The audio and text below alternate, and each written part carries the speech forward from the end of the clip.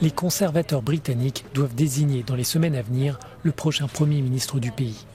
Pour les institutions européennes, l'issue de cette élection entre la ministre des Affaires étrangères, Liz Truss, et l'ancien chancelier de l'Échiquier, Rishi Sunak, ne devrait pas fondamentalement changer le ton des relations.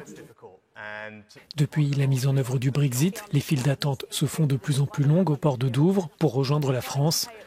Les deux candidats nient cependant catégoriquement que ces retards sont provoqués par la vérification des passeports, désormais obligatoire pour rejoindre le continent. Est-ce que ces énormes files d'attente sont causées par le Brexit? Le gouvernement français répond qu'il faudra du temps pour que le nouveau système soit pleinement opérationnel.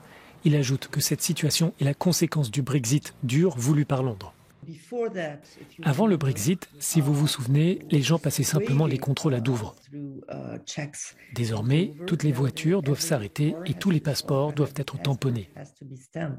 Ce n'est pas une question bilatérale, c'est ce que les autres États membres et la Commission européenne demandent aux douaniers et aux policiers français de faire.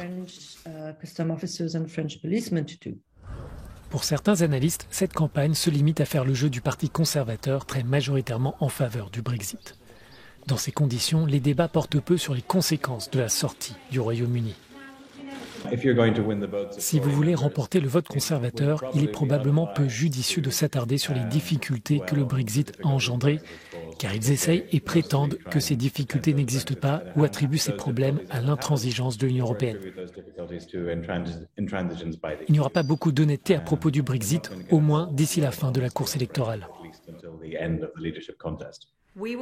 Les deux candidats sont sur une ligne dure à propos du Brexit, même si Liz Truss, partisane à l'origine du maintien au sein de l'Union européenne, a fait glisser sa position depuis son arrivée au gouvernement.